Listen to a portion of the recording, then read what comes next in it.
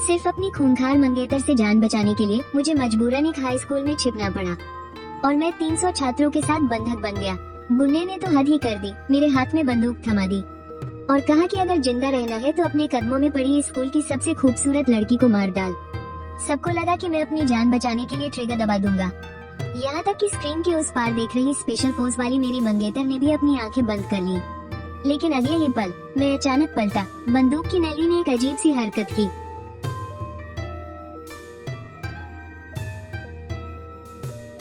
सिर्फ 3 सेकंड और 3 आतंकवादी धड़ाम से जमीन पर गिर पड़े। पूरे स्पेशल फोर्स मिलिट्री बेस में सन्नाटा छा गया और वो मेरी मंगेतर जो मुझे हमेशा नीचा दिखाती थी, वो पूरी तरह से हक्की बक्की रह गई। शहर के सारे बड़े अधिकारी मेरे सम्मान में खड़े हो गए। स्पेशल फोर्स वाले मुझे देखकर हैरान थे, लेकिन जब उन्होंने मेरी प्रोफाइल चेक की तो सबके होश उड़ गए, क्योंकि मेरी फाइल पर लिखा था जियांगलियांग शहर में होंगशान नंबर 1 हाई स्कूल का रिजल्ट सबसे शानदार रहता है। लेकिन इस वक्त स्कूल के गेट से काफी दूर तक पुलिस ने चारों तरफ से तगड़ी बैरिकेडिंग कर रखी थी। कई सौ हथियारों से लैस पुलिस वालों ने इस जगह को एक मजबूत किले की तरह घेर रखा था। हर एक जवान पूरी तरह से तैयार था। वो किसी भी पल धावा बोलने के लिए तैयार थे और उस बैरिकेडिंग के बाहर तमाशा देखने वालों की भारी भीड़ जमा थी। सब एक दूसरे के कानों में फुसफुसा रहे थे। वहाँ का माहौल बहुत ही घुटन भरा और तनावपूर्ण था। स्कूल के गेट पर बने सिक्योरिटी रूम के अंदर मेयर और पुलिस कमिश्नर के सामने कम्युनिकेशन का एक पूरा सेटअप रखा हुआ था। स्क्रीन पर साफ साफ देखा जा सकता था। बहुत सारे बच्चे ऑडिटोरियम के एक कोने में दुबके हुए थे और 3 खूंखार आतंकियों ने उन्हें असॉल्ट राइफल तान कर घेर रखा था। हालात बिल्कुल ऐसे ही थे। 12वीं क्लास के करीब 300 बच्चे अब बंधक बन चुके थे। सबकी जान खतरे में लटकी थी। उस बड़े से ऑडिटोरियम के अंदर चारों तरफ से आ रही रोने चीखने की आवाजें सुनकर मेरा तो रोने का मन कर रहा था, लेकिन आंसू ही नहीं निकल रहे थे। मन कर रहा था कि खुद को ही एक जोरदार तमाचा जड़ दूं। अरे यार, मैं तो बस इंटरनेट पर मिली एक दोस्त से मिलने स्कूल आया था। किसे पता था कि यहाँ आतंकवादी हमला हो जाएगा। Ding dong, instructor system activate हो गया है, कृपया होस्ट तुरंत चेक करें। एंड इसी मौके पर अचानक मेरे दिमाग में एक आवाज गूंजी। इंस्ट्रक्टर सिस्टम के आगे के रिवॉर्ड्स को अनलॉक करने के लिए होस्ट का स्पेशल फोर्स इंस्ट्रक्टर बनना जरूरी है। चूंकि होस्ट ने पहली बार सिस्टम चालू किया है, बधाई हो। आपको पिस्तौल चलाने की स्किल बुक इनाम में दी जाती है। स्किल बुक का लेवल मास्टर लेवल। क्या आप इसे अभी सीखना चाहते हैं? दिमाग में गूंज रही वो आवाज जैसे ही शांत हुई, मैंने एक पल भी बर्बाद नहीं किया और झट से इसे सीखने का फैसला कर लिया। और उसी पल ढेर सारी जानकारी मेरे दिमाग में किसी बिजली की तरह दौड़ गई। कुछ ही सेकंड में मैं पिस्तौल चलाने में उस्ताद बन गया और ठीक उसी वक्त मेरे कानों में टूटी फूटी सी चीनी भाषा में किसी की आवाज पड़ी और अगले ही पल बंदूक की एक काली ठंडी नली मेरे माथे पर टिक गई। ओए लड़के, चुपचाप खड़ा हो जा। डर के मारे मेरे रोंगटे खड़े हो गए। मुझे पता था कि वो खूंखार आतंकी मुझे ही बुला रहा है, लेकिन मेरे चेहरे पर कोई खौफ नहीं था। मैं बिल्कुल शांत बना रहा। मैंने अपने दिल का डर चेहरे पर नहीं आने दिया और फिर मैं धीरे धीरे खड़ा हो गया। मेरे सामने कोयले जैसी काली रंगत वाला एक आदमी खड़ा था। उसका शरीर बहुत भारी भरकम था और आंखें अंदर की तरफ धंसी हुई थी। वो देखने में कहीं साउथ ईस्ट एशिया का लग रहा था। इस वक्त उसने एक ही हाथ से अपनी असॉल्ट राइफल पकड़ रखी थी जो मेरे माथे पर तनी थी। मुझे देखकर उसने अपने दांत निपोड़ते हुए एक खौफनाक मुस्कान दी। उसका वो चेहरा सच में डराने वाला था। और फिर उस आतंकी ने अपनी कमर से एक पिस्तौल निकाली और मेरे हाथ में थमा दी। फिर वो अपनी फटी फटी भारी आवाज में गुर्राया, पकड़ इसे और उड़ा दे उस लड़की को। बात करते करते उस खूंखार गुंडे की नजर मेरे पैरों के पास बैठी उस खूबसूरत लड़की पर पड़ी। ये वही थी जिससे मैंने अभी थोड़ी देर पहले बात शुरू की थी। पूरे हॉल में मौत जैसी शांति छाई हुई थी। सारे बंधक डर के मारे बुरी तरह कांप रहे थे। किसी की चूं तक करने की हिम्मत नहीं हो रही थी। लोग तो खौफ के मारे खुलकर रो भी नहीं पा रहे थे। ठीक उसी वक्त सिर्फ उस खूंखार गुंडे की भारी और डरावनी आवाज गूंज रही थी, जिसे सुनकर सबकी रूह कांप उठी। सबके दिलों में सिर्फ खौफ और दहशत भरी थी। और तभी नीचे बैठी उस लड़की ने भी अपना सिर उठाया। उसके गोरे और मासूम चेहरे पर अभी भी आंसू छलक रहे थे। वो बेबसी और खौफ भरी नजरों से मुझे देख रही थी। ऐ छोकरे, पकड़ इसे। उस गुंडे की दहाड़ फिर से गूंज उठी और उसने बंदूक की नली जोर से मेरे सिर पर दे मारी। लेकिन मेरे चेहरे पर कोई शिकन नहीं थी। मुझे जरा भी डर नहीं लग रहा था। मेरी ये हिम्मत देखकर वो गुंडा भी थोड़ा हैरान रह गया, पर उसने इस बात को ज्यादा तवज्जो नहीं दी। उसे लगा कि उसकी बंदूक के आगे ये कल का लौंडा क्या ही उखाड़ लेगा। फिर मैंने अपना हाथ बढ़ाया और उस गुंडे के हाथ से बंदूक ले ली और उसे कसकर अपनी मुट्ठी में भींच लिया। उस हैवान के चेहरे पर एक दरिंदगी भरी मुस्कान आ गई और उसने जमीन पर बैठी लू लिंगलिंग की तरफ इशारा किया। मार दे इस औरत को और अपनी जान बचा ले। ये साफ था कि वो गुंडा जानबूझकर वहाँ मौजूद हर इंसान को तड़पा रहा था। वो बेगुनाहों की जान के साथ खेलकर मजे ले रहा था। वो किसी खून के प्यासे शैतान से कम नहीं था। मैंने गुस्से में अपने दांत पीस लिए। मेरा बस चलता तो मैं उसी वक्त उस कमीने के सीने में गोलियां उतार देता, लेकिन मैंने कोई जल्दबाजी नहीं की। मुझे एक सही मौके का इंतजार करना था। फिर मैं धीरे से पीछे मुड़ा और अपने पैरों के पास बैठी उस लड़की को देखा। वो अभी भी जमीन पर दुबकी हुई थी और बुरी तरह रो रही थी। उसने मेरी तरफ देखा। उसकी आंखों से आंसू छलक रहे थे और वो कांपती हुई आवाज में बोली। पास ही में खड़ा वो खूंखार दरिंदा जोर जोर से हंसने लगा। जल्दी से इसके भेजे में गोली उतार दे, वरना इसका अंजाम सिर्फ मौत नहीं होगा, मैं इसे तड़पा तड़पा कर मारूंगा। उस बड़े से हॉल में हर कोई चोरी छिपे हमारी तरफ ही देख रहा था। बस किसी की जोर से सांस लेने की भी हिम्मत नहीं हो रही थी। बगावत करना तो दूर की बात थी। उस गुंडे का खौफ इतना भयानक था कि सबके रोंगटे खड़े हो गए थे। वो सब मेरी पीठ को घूर रहे थे, ये सोचकर कि क्या मैं सच में गोली चला दूंगा। शायद चला ही दूं। आखिर अपनी जान किसे प्यारी नहीं होती, और अगर मैंने गोली नहीं चलाई तो हम दोनों का मरना तय है, और वो भी बहुत ही दर्दनाक मौत। और ठीक उसी वक्त जियांगलिंग शहर में स्पेशल ऑपरेशंस मिलिट्री बेस के अंदर सेना के बड़े बड़े अफसर आमने सामने बैठे हुए थे। वो एक नई स्पेशल फोर्स बनाने की चर्चा कर रहे थे। सरकार के प्लान के मुताबिक कुल 3 नई स्पेशल फोर्स की टीमें बननी थी और किस्मत से एक टीम हमारे बेस को मिली थी। हमें एक विमेन स्पेशल फोर्स तैयार करने का हुक्म मिला था, लेकिन उनके ट्रेनर का चुनाव करना सबसे बड़ी सिरदर्दी थी। तो आप लोगों के हिसाब से इन नए रंगरूटों को ट्रेनिंग कौन देगा? ठीक उसी पल दरवाजे पर जोर जोर से दस्तक हुई। कोई बहुत हड़बड़ी में था। मिलिट्री यूनिफॉर्म पहने हुए ही चेनगुआंग तेजी से अंदर आया। जय हिंद सर, अभी अभी खबर मिली है, शहर में एक बहुत बड़ा आतंकी हमला हुआ है। लोकल पुलिस ने हमारी बैकअप की मांग की है। वहाँ बैठे सभी अफसर पल भर के लिए सन्न रह गए। फिर अगले ही पल उनके चेहरे का रंग उड़ गया और वो सब झटके से अपनी कुर्सियों से खड़े हो गए। और कुछ ही देर में जियांगलिंग स्पेशल ऑपरेशंस मिलिट्री बेस में हेलीकॉप्टर ने उड़ान भर ली है। शार्प ब्लेड स्पेशल फोर्सेज के साथ साथ एक पूरी बटालियन निकल पड़ी है। वो सीधे शहर की तरफ तेजी से बढ़ रहे हैं। होंगशान हाई स्कूल के बाहर घेराबंदी के बाहर खड़ी भीड़ अंदर की हलचल का इंतजार कर रही है। नेगोशिएटर अभी लाउडस्पीकर पर चिल्ला चिल्ला कर बात करने की कोशिश कर रहा है, लेकिन उन दरिंदों की तरफ से कोई जवाब नहीं आ रहा। अब तक यही समझ नहीं आया है कि वो आखिर चाहते क्या है। क्या ये कोई आत्मघाती हमला है या फिर महज एक किडनैपिंग? इसीलिए भले ही हमारी स्वाट टीम पहले से घात लगाए बैठी है, फिर भी कोई बिना सोचे समझे कदम उठाने की हिम्मत नहीं कर रहा। आखिर अंदर लगभग 300 बंधकों की जान जो फंसी है, और सबसे डरावनी बात तो ये है कि ये एक स्कूल है। सारे बंधक 12वीं क्लास के बच्चे हैं। हो सकता है अंदर शहर का कोई टॉपर भी फंसा हो, या फिर शायद पूरे राज्य का टॉपर। आप खुद ही सोच सकते हैं कि आज इस मामले को लेकर मीडिया और जनता का कितना भयंकर दबाव है। अगर बंधकों में से किसी को भी खरोंच आई या जान माल का भारी नुकसान हुआ, तो सिर्फ पूरा चीन ही नहीं बल्कि शायद पूरी दुनिया की नजरें इसी पर टिक जाएंगी। ये इंटरनेशनल लेवल पर हमारे देश की इज्जत का सवाल है। इसीलिए वहाँ का माहौल इतना तनावपूर्ण है कि मत पूछिए। डर के मारे सबके पसीने छूट रहे हैं। सब लोग दिल ही दिल में बस भगवान से दुआ कर रहे हैं। क्या सारी तैयारियां हो चुकी हैं? मिलिट्री की फोर्स कब तक पहुंचेगी? उधर सिक्योरिटी रूम के अंदर जियांगलिंग के मेयर स्क्रीन पर ऑडिटोरियम का नजारा घूर रहे थे। उनका चेहरा गुस्से से लाल था और उन्होंने कड़क आवाज में पूछा। वो गुस्से से थर थर कांप रहे थे। अगर आज ये मामला शांति से निपट भी गया ना, तो भी मेरे करियर का तो भगवान ही मालिक है। आगे बढ़ना तो दूर, हो सकता है मुझे सस्पेंड ही कर दिया जाए। शहर के बड़े बड़े अधिकारी यही अंदाजा लगा रहे हैं कि शायद ये एक आत्मघाती आतंकी हमला है, जिनका मकसद सिर्फ तबाही और खौफ फैलाना है। लेकिन वो दरिंदे अब तक कोई कदम क्यों नहीं उठा रहे? हो सकता है उनके शातिर दिमाग में कोई और ही खौफनाक साजिश चल रही हो। खैर, जो भी हो, अभी हालात पूरी तरह से बेकाबू हो चुके हैं। एक छोटी सी गलती और सब कुछ तबाह हो जाएगा। गड़गड़ाहट। ठीक उसी नाजुक वक्त पर आसमान में हेलीकॉप्टर के रोटर की जोरदार आवाज गूंज उठी और कई बख्तरबंद गाड़ियां तेजी से धूल उड़ाती हुई आई और सीधे स्कूल के गेट पर आकर रुक गयी। अगले ही पल हथियारों से लैस सैकड़ों जवान गाड़ियों से कूद पड़े। उन्हें किसी के आदेश की जरूरत नहीं थी। वो बिजली की फुर्ती से फैले और स्कूल के हर एक अहम कोने को अपने कब्जे में ले लिया। वो किसी भी पल धावा बोलने के लिए बिल्कुल तैयार थे। तभी सिक्योरिटी रूम का दरवाजा जोर से खुला। स्पेशल फोर्स के कमांडोज तेजी से अंदर दाखिल हुए और सीधा कम्युनिकेशन सिस्टम के पास पहुंच गए, ताकि वो आतंकी हमले की लाइव फुटेज देख सके। हम शार्प ब्लेड कमांडो टीम है। हमें अभी के अभी ग्राउंड जीरो की एक एक सटीक जानकारी चाहिए। ही चेनगुआंग, जो अपनी मिलिट्री यूनिफॉर्म में था, हाथों में असॉल्ट राइफल थामे, उसने जियांगलिंग के मेयर की तरफ देखते हुए कहा, आतंकियों की गिनती पक्की हो गई है। वो कुल मिलाकर 3 हैं।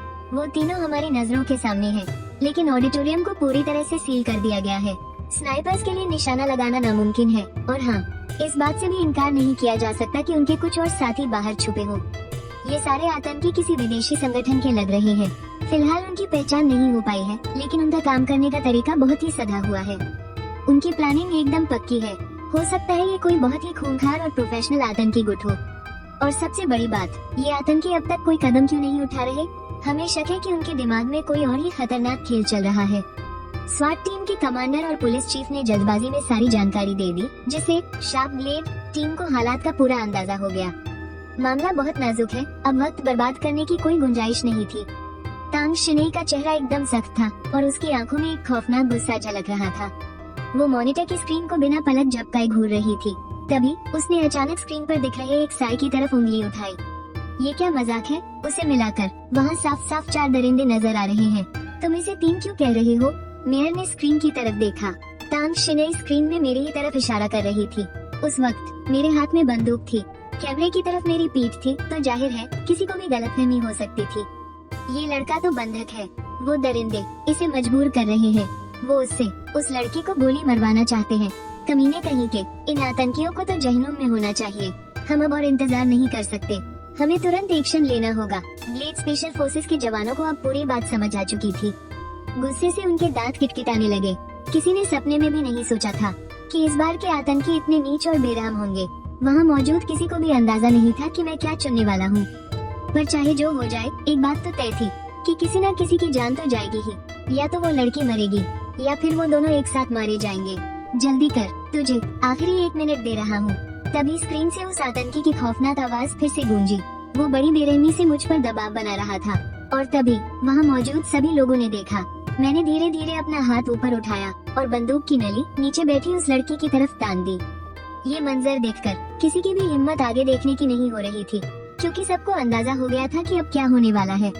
ये बहुत ही दर्दनाक, बहुत बेरहम था। इसे बर्दाश्त करना नामुमकिन था, लेकिन सबके दिल में एक बात शीशे की तरह साफ थी कि अगर वो खुद मेरी जगह होते तो भगवान जाने वो क्या फैसला लेते। आखिर मौत से किसे डर नहीं लगता? कोई भी तो अपनी जान नहीं गंवाना चाहता ना। साथियों, अब क्या करना है? क्या हम बातचीत जारी रखें या फिर सीधा धावा बोल दें? स्पेशल टास्क फोर्स का कमांडर बुरी तरह घबराया हुआ था। हालांकि आतंकियों ने अभी तक कोई वार नहीं किया था, पर अब हमारे पास बिल्कुल भी वक्त नहीं था और देर करने का मतलब था और भी बेगुनाहों की मौत। तो फिर तुरंत एक्शन लो, ही चेनगुआंग ने कड़क आवाज में जवाब दिया। वो एक पल के लिए रुका और फिर ब्लेड स्पेशल फोर्सेस के बाकी जवानों की तरफ चिल्लाया, सभी लोग तैयार। लेकिन ठीक उसी पल ही चेनगुआंग की बात पूरी भी नहीं हुई थी कि अचानक उसकी बोलती बंद हो गई। उसके चेहरे पर खौफ छा गया और उसकी आंखें फटी की फटी रह गईं।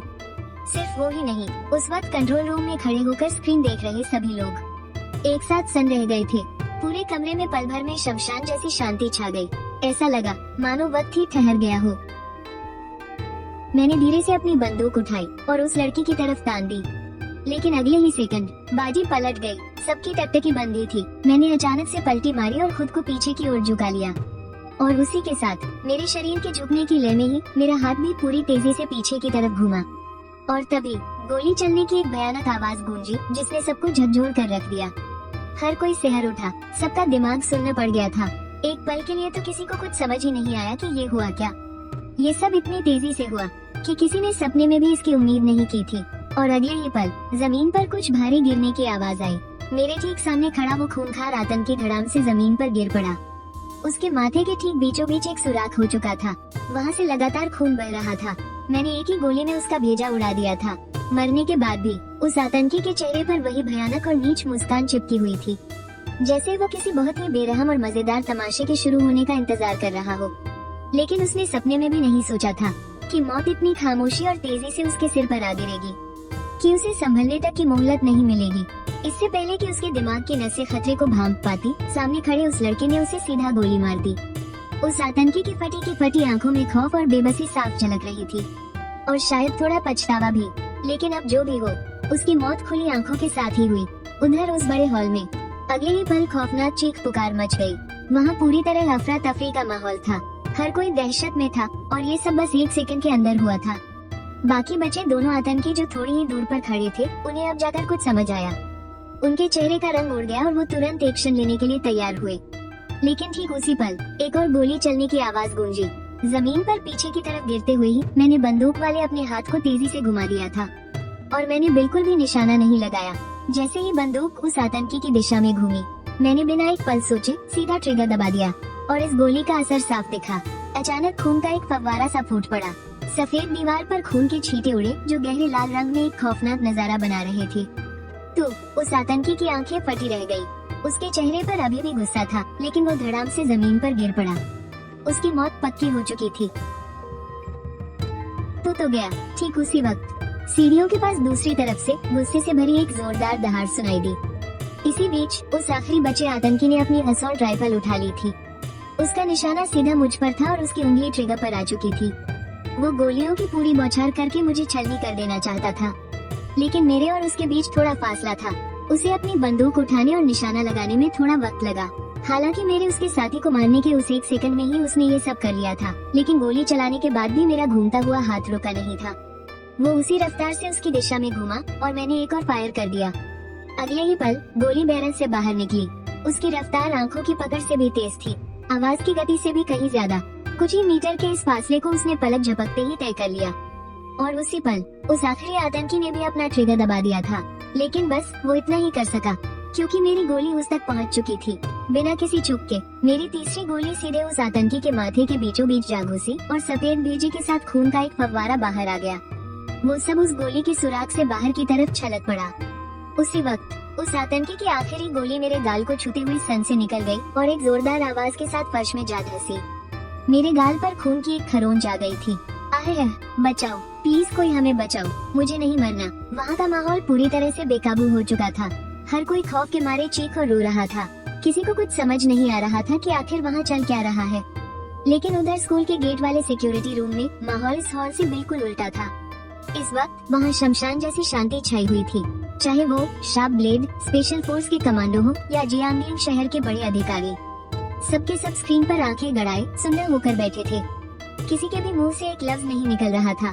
3 खतरनाक आतंकी और एक अकेले बंदक ने पलक झपकते ही उन तीनों को ढेर कर दिया था। इससे पहले सबने यही सोचा था कि मैं उस औरत को गोली मार दूंगा ताकि अपनी जान बचा सकूं। लेकिन किसी ने सपने में भी नहीं सोचा था कि ये लड़का इतना बड़ा और खौफनाक दांव खेलेगा कि वो अपनी बंदूक का मुंह सीधा आतंकियों की तरफ मोड़ देगा। अब जाकर सब लोगों को समझ में आया कि मैंने तो शुरू से ही हार मानने का सोचा ही नहीं था और न ही अपनी जान बचाने के लिए किसी बंधक को मारने का मेरा कोई इरादा था।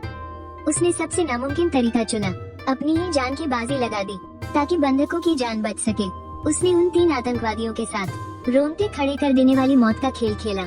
ऐसी हिम्मत और जज्बा सच में हैरान कर देने वाला है, और वो भी बमुश्किल 20-22 साल का दिखने वाला एक लड़का। और सबसे बड़ी बात तो ये है कि जिस तरह से उसने ये सब किया, उसे देखकर हर कोई सन रह गया। वो कमाल की 3 गोलियां और तीनों बिल्कुल अचूक। बाजी ऐसे पलटी कि जैसे कोई सपना चल रहा हो। ये सच में बिल्कुल नामुमकिन सा लग रहा था। यकीन ही नहीं हो रहा। इस नजारे ने वहाँ मौजूद हर एक इंसान को अंदर तक हिलाकर रख दिया। सबके दिलो दिमाग पर एक ऐसी छाप छोड़ दी जो कभी नहीं मिटेगी। आखिर कौन है ये लड़का? तभी स्वाट टीम के कैप्टन ने खामोशी तोड़ी। उनके चेहरे पर हैरानी थी और आंखों में गहरी इज्जत। पता नहीं, लेकिन इसने जो ये 3 गोलियां चलाई है ना, सच में गजब का निशाना है। हाथ घुमाते हुए एक साथ 3 फायर और तीनों सीधा निशाने पर। एक आर्म स्पेशल फोर्स के जवान के लिए भी ऐसा करना बहुत मुश्किल है। पुलिस कमिश्नर ने भी तारीफ करते हुए कहा, कमाल है भाई, कमाल है। उम्र छोटी लेकिन काम बड़े बड़े। मेयर ने भी तालियां बजाकर उसकी दाद दी। खतरा टलते ही उनकी जान में जान आई और वो मेरे बहुत एहसानमंद थे। बहुत जबरदस्त। ये निशाना तो हमारे बेस्ट स्नाइपर से भी कई गुना बेहतर है, तांग शिनेई ने गंभीरता से कहा। उसके चेहरे पर अभी भी हैरानी साफ दिख रही थी। स्क्रीन पर उस लड़के को घूरते हुए बोली, वो बहुत तेज था, कुछ ठीक से दिखा ही नहीं। हमें इस वीडियो को हेडक्वार्टर ले जाकर फिर से बारीकी से देखना होगा, वांग यानबिंग ने कहा। और शार्प ब्लेड स्पेशल टीम के बाकी सभी साथियों ने भी हाँ में सिर हिलाया। वो सब सहमत थे। ठीक है, अब और वक्त बर्बाद मत करो, जल्दी एक्शन में आओ। वहाँ का माहौल संभालो और चेक करो कोई और खतरा तो नहीं है। ही चिनगुआंग ने ऑर्डर दिया और पलक झपकते ही सारे जवान और पुलिस वाले हरकत में आ गए। पूरे स्कूल की चप्पे चप्पे की तलाशी ली जाने लगी ताकि कोई और आतंकवादी छिपा न रह जाए। और साथ ही बंधकों को सुरक्षित बाहर निकाला जाने लगा। एक ही पल में होमशान फर्स्ट मिडिल स्कूल में गहमागहमी और शोरगुल मच गया। वहीं दूसरी तरफ उस बड़े से हॉल में आतंकवादियों के मारे जाने के बाद लोगों की चीख पुकार भी धीरे धीरे शांत होने लगी थी। सब लोग धीरे धीरे खुद को संभाल रहे थे और फर्श पर पड़ी उन 3 लाशों को फटी फटी आंखों से देख रहे थे। उनके चेहरों पर अभी भी खौफ साफ झलक रहा था और रह रहकर वो सैकड़ों बच्चे और टीचर्स खुद को रोक नहीं पा रहे थे और पास ही जमीन पर लेटे हुए उस लड़के को देख रहे थे। उनकी आंखों में हैरानी और जोश तो था ही, साथ ही एक अजीब सा डर और इज्जत भी थी। किसी ने सपने में भी नहीं सोचा था कि आखिरी पलों में मैं अचानक सामने आऊंगा और सबकी जान बचा लूंगा। बाप रे, मेरी तो जान ही निकल गई थी। हाँ यार, ये भैया तो सच में बहुत कमाल के हैं। इन्होंने हमारी जान बचाई है। मुझे तो लगा था कि ये अपनी जान बचाने के लिए उन सुंदर दीदी को मार देंगे। सोचा नहीं था कि ये इतने जबरदस्त होंगे। मेरी जगह होते ना तो मैं तो कब का मर चुका होता। दूसरी तरफ मैं अभी भी जमीन पर लेटा हुआ था। ऐसा लग रहा था जैसे मेरे हाथ पैर सुन्न पड़ गए हो। जिस हाथ से मैंने बंदूक चलाई थी ना, उसमें भयंकर दर्द हो रहा था। वो हाथ तो जैसे बिल्कुल बेजान सा हो गया था। जाहिर सी बात है, अभी मैंने जो भी किया उससे मेरे शरीर की ताकत अपनी आखिरी हद तक पहुंच गई थी। अगर सिस्टम नहीं होता तो मैं ये सब बिल्कुल नहीं कर पाता। तभी मेरे कानों में एक बहुत ही मीठी और सुरीली आवाज गूंजी। आवाज थोड़ी कांप रही थी। अभी जो हुआ उसके लिए शुक्रिया। मैंने मुड़कर उस लड़की की तरफ देखा और मेरे चेहरे पर एक मुस्कान आ गई। अरे, ये तो कोई बड़ी बात नहीं थी। वैसे तुम्हारा नाम क्या है? अगर तुम्हारे पास वक्त हो तो क्या हम साथ में खाना खा सकते हैं? मेरे ऐसे देखने पर वो शर्म से लाल हो गई। वो पहले से ही बहुत खूबसूरत थी और अब तो वो और भी ज्यादा हसीन लग रही थी। दिल ही दिल में वो भी काफी खुश थी। वो खुद को रोक नहीं पा रही थी और उसके दिल में मेरे लिए एक पसंद सी जाग गई थी। लेकिन जैसे ही मैंने उससे आगे बात बढ़ाने की सोची, तभी एक बहुत ही ठंडी और गुस्से से भरी आवाज सुनाई दी। झांग बे शिंग, तुम किसके साथ खाना खाने की बात कर रहे हो? ये आवाज जानी पहचानी थी। पिछले 1 महीने में मैंने इसे कई बार सुना था। मैंने घबराकर मुड़कर देखा तो पास ही 24 या 25 साल की एक लड़की खड़ी थी। उसकी खूबसूरत आंखों में बहुत गुस्सा था। वो मुझे घूरते हुए लू लिंगलिंग की तरफ उंगली दिखाकर चिल्लाई। ये लड़की कौन है? मैंने मन ही मन एक गहरी सांस ली। मेरे पास कोई जवाब नहीं था। मैंने सोचा भी नहीं था कि वो मेरा पीछा करते हुए यहाँ तक आ जाएगी। ये कोई और नहीं बल्कि मेरी मंगेतर चेन शिंगयान थी। ठीक उसी समय जियांगलिंग शहर के विशेष सैन्य इलाके में शार्प ब्लेड स्पेशल फोर्स की टीम वापस लौट आई थी। आते ही कमांडर फैन तियानलेई ने उन्हें तुरंत अपने पास बुलाया। वो जानना चाहते थे कि आखिर हुआ क्या था। कमांड सेंटर के अंदर मीटिंग की मेज के चारों तरफ सब लोग अपनी अपनी जगह पर बैठ गए। फैन तियानलेई अभी एक मीटिंग से आ रहे थे। वो फैंगताई स्पेशल फोर्स बनाने की बात पर चर्चा कर रहे थे। लेकिन उस आतंकी हमले के बाद उस मीटिंग में कोई खास फैसला नहीं हो पाया। उनका चेहरा बहुत गंभीर था और माथे पर चिंता की लकीरें साफ दिख रही थी। वो बार बार गहरी सांस ले रहे थे। जब उन्होंने देखा कि सब लोग आ गए हैं तो पूछा, बंधकों का क्या हाल है? शहर के बीचों बीच इतना बड़ा आतंकी हमला हो गया। ये पूरी तरह से शहर के प्रशासन की लापरवाही है। हालांकि इससे हमारा सीधा कोई लेना देना नहीं है, लेकिन जब भी आम लोगों के मारे जाने की बात आती है तो मुझे बहुत दुख होता है। एक फौजी होने के नाते हमारा सबसे बड़ा फर्ज अपने देश की रक्षा करना है, अपने लोगों को बचाना है। लेकिन आज जहां हमारी अपनी फौज तैनात है, उसी शहर में ऐसी घटना का हो जाना, ये बात उन्हें अंदर ही अंदर खाई जा रही थी। कमांडर सर, बस 2 छात्रों को थोड़ी मामूली चोटें आई हैं, पर उनकी जान को कोई खतरा नहीं है। टांग शिनई के चेहरे पर एक मुस्कान आ गई। किसी की जान नहीं गई, इससे अच्छी बात और क्या हो सकती है? फैन तियानलेई ये सुनकर एकदम हैरान रह गए। ये मिशन इतनी आसानी से कैसे पूरा हो गया? क्या तुम्हारे पहुंचने से पहले ही शहर की पुलिस ने कोई कदम उठा लिया था, या फिर तुम्हारी मदद से आतंकियों को मार गिराया गया? मुझे जल्दी से पूरी बात बताओ। अगर वो आतंकी शहर के अंदर तक घुस आए थे तो इसका मतलब है कि वो कोई आम गुंडे नहीं थे। वो पक्का एक बहुत ही शातिर और ट्रेंड ग्रुप का हिस्सा थे। ऐसे में बंधकों को इतनी आसानी से छुड़ा लेना ये बहुत ही मुश्किल काम है। लेकिन जो नतीजा निकला वो उनकी सोच से भी परे था। फैन तियानलेई अब बहुत ज्यादा हैरान और खुश थे।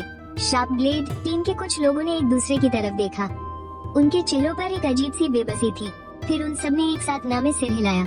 ही चेनगुआंग ने कहा, बंधकों को छुड़ाने में हमारा कोई हाथ नहीं है और शहर की पुलिस ने भी इसमें कुछ नहीं किया। क्या? फैन तियानलेई ने अपनी भौहें सिकोड़ी। उन्हें कुछ समझ नहीं आ रहा था। तो फिर आखिर हुआ क्या था? वांग यानबिंग अपनी जगह से उठा और उसने एक पेन ड्राइव निकाली, उसे मीटिंग रूम के कंप्यूटर में लगाया और बेबसी से बोला, चीफ आप खुद ही देख लीजिए। काफी देर बाद वीडियो खत्म हुआ, लेकिन फैन तियानलेई अभी भी सदमे में था। वो उन 3 आतंकियों की लाशों की तस्वीरें देख रहा था। साफ देखा जा सकता था कि उन तीनों के माथे के ठीक बीचों बीच गोली का एक गहरा निशान था। बंधक बने होने के बावजूद 3 गोलियां सीधे आतंकियों के माथे के बीचों बीच दागना। वीडियो में दिख रहा यह नौजवान, चाहे उसकी निशानेबाजी हो या उसकी दिमागी हालत, वो बिल्कुल भी कोई आम इंसान नहीं है। यहाँ तक कि हमारे मिलिट्री बेस का सबसे बेहतरीन फौजी भी शायद इस हद तक ऐसा न कर पाए। लगता है पहले इसकी पहचान और इसके बारे में पता लगाना होगा। कुछ पल सोचने के बाद फैन तियानली ने पास रखा फोन उठाया और एक नंबर डायल किया। हेलो लाओ फोंग, मुझे आम लोगों के बीच एक बहुत ही कमाल का हुनरमंद लड़का मिला है। बाकी सबको भी खबर कर दो कि तुरंत मीटिंग रूम में आ जाए। अगर जांच में उस लड़के की पहचान को लेकर कोई दिक्कत नहीं निकलती तो मुझे लगता है कि हम नियम तोड़कर भी उसे स्पेशल फोर्स में भर्ती कर सकते हैं। मीटिंग रूम के अंदर जियांगलिंग शहर के कई बड़े अधिकारी बैठे थे। फैन तियानली ने उस वीडियो को 2 बार स्लो मोशन में चलाया।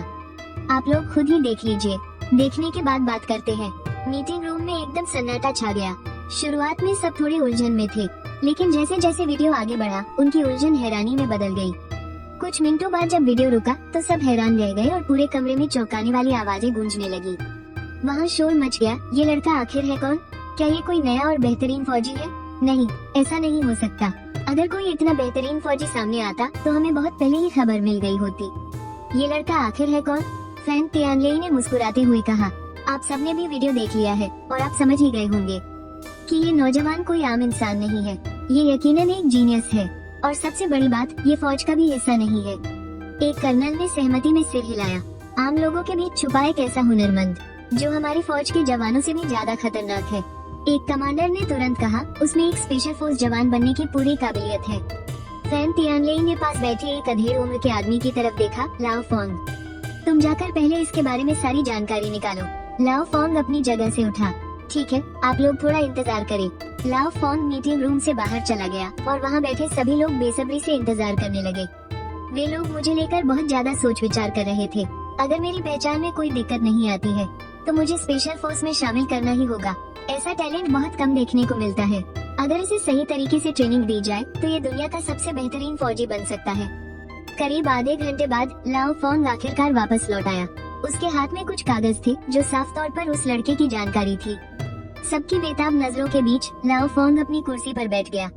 फिर वो हल्का सा हंसा और उसने अपने हाथ के कागज सबको बांट दिए और बोला, आप लोग खुद ही देख लीजिए। मीटिंग रूम में एक बार फिर से सन्नाटा छा गया। सिर्फ पन्ने पलटने की आवाजें आ रही थी। कुछ ही देर बाद फैन तियानली ने अपना सिर उठाया और हैरानी से बोला, ये लड़का, ये तो राजधानी के झांग परिवार का हिस्सा है। सब एक दूसरे का मुंह ताकने लगे। किसी ने सपने में भी नहीं सोचा था कि ऐसा नतीजा निकलेगा। राजधानी के झांग परिवार के बारे में तो यहाँ बैठे हर शख्स ने सुन ही रखा था, क्योंकि झांग परिवार के बड़े दादाजी देश के संस्थापकों में से एक थे। वो बहुत ही काबिल इंसान थे और हर कोई उनकी दिल से इज्जत करता था। सच कहूँ तो पूरे झांग परिवार को अकेले बड़े दादाजी ने ही संभाल रखा था और उसे राजधानी के सबसे बड़े परिवारों में से एक बना दिया था। लेकिन अब असल दिक्कत ये थी, खुफिया रिपोर्ट्स के हिसाब से ये लड़का तो एक नंबर का निकम्मा और बिगड़ैल रईस ज्यादा है।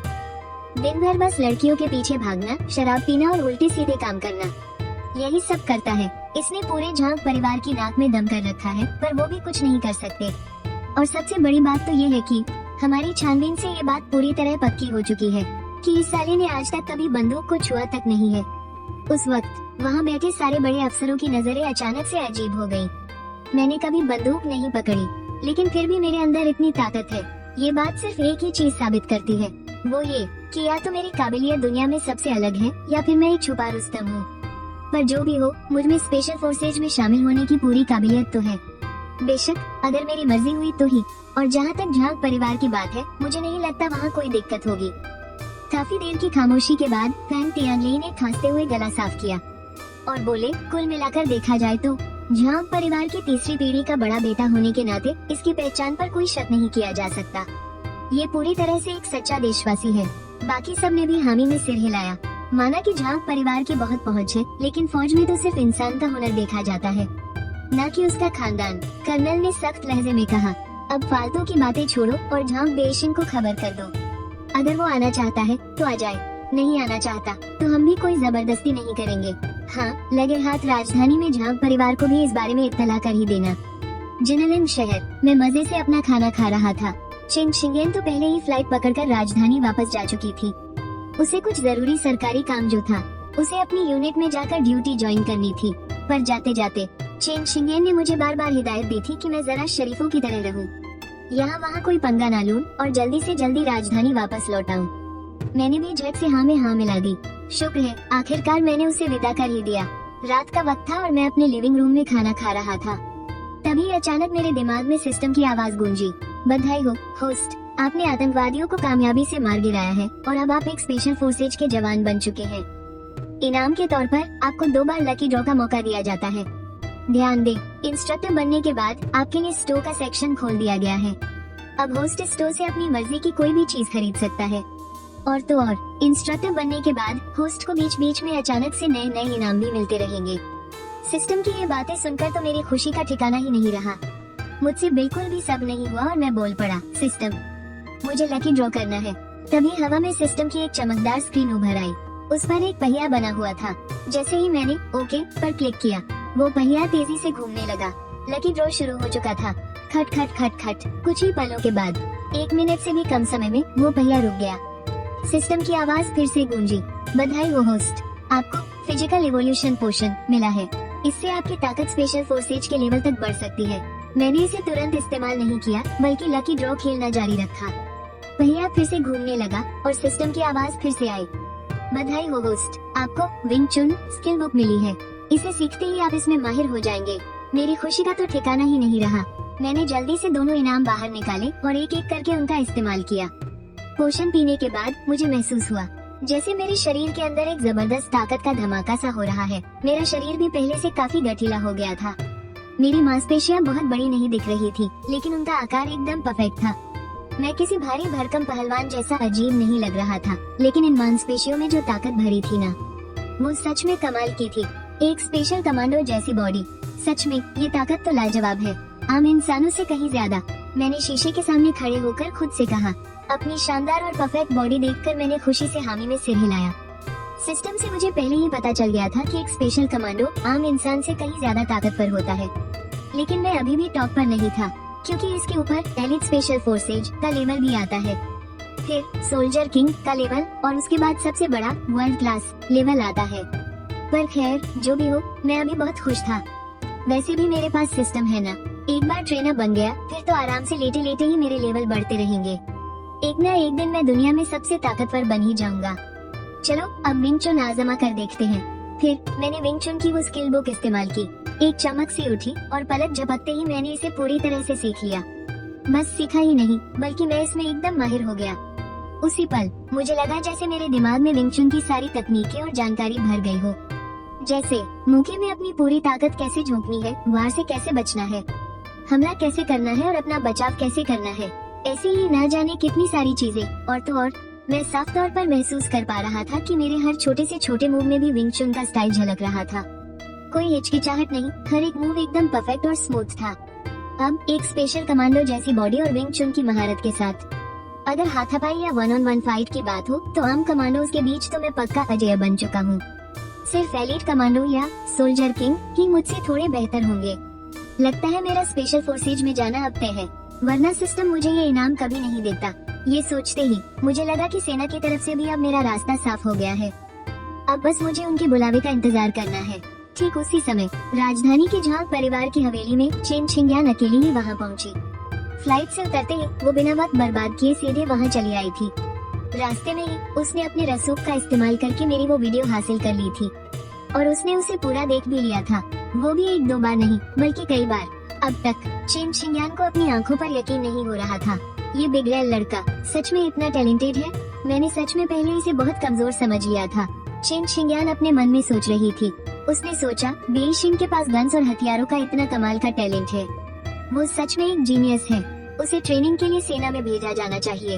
हो सकता है इससे उसकी उस बिगड़ैल रईसजादे वाली बुरी आदतें भी छूट जाएं। इतना बेहतरीन टैलेंट इसे बेकार कैसे जाने दे। आखिर उसका लक्ष्य तो इस लड़के को सुधारना और एक नया इंसान बनाना है।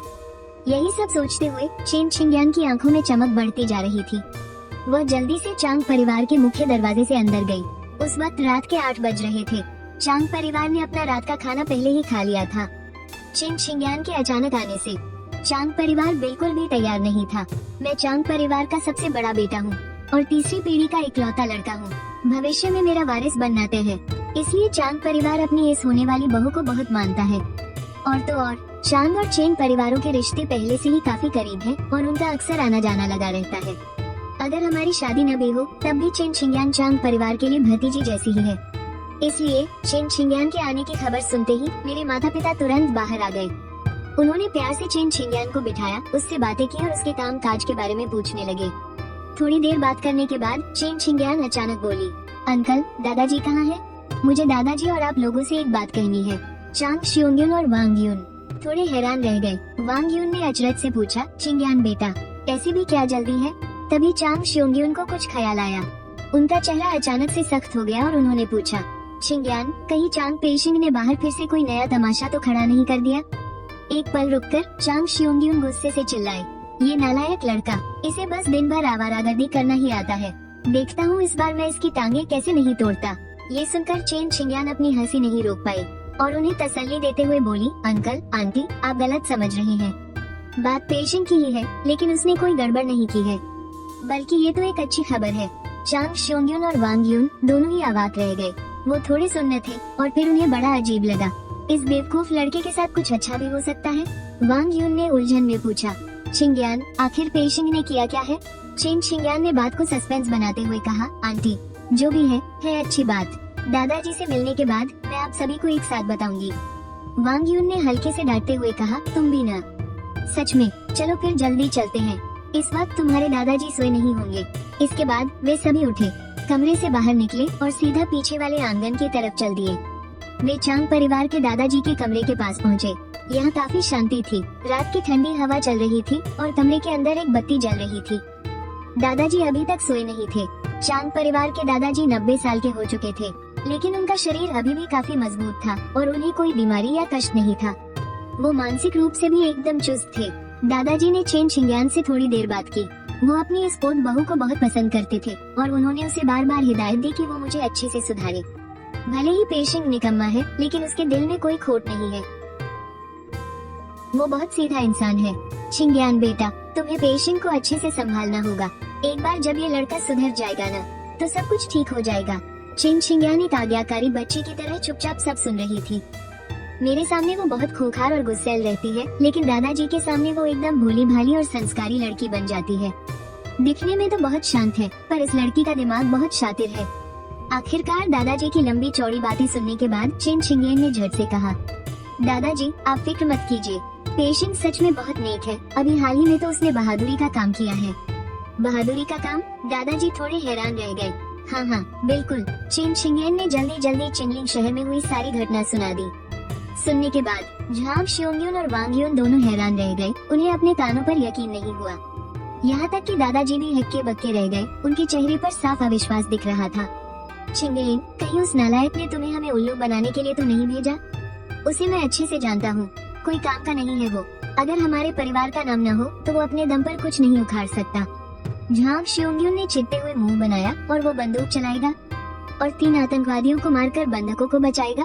दादाजी झांग जोर से हंस पड़े और सिर हिलाते हुए बोले, मैं तो चाहता हूँ कि काश ये सच हो, पर अफसोस पेशिंग अभी बच्चा है, उसे अभी दुनिया देखनी बाकी है। चेन शिंग्यान निशब्द रह गई। मन ही मन झुंझलाए, तुम हमेशा अपनी चलाते हो, अब देखो तुमने घर वालों पर कैसा असर डाल रखा है। हालांकि ऐसा सोचते हुए चेन शिंग्यान को थोड़ा मजा भी आ रहा था, लेकिन अब उसके पास कोई चारा नहीं था।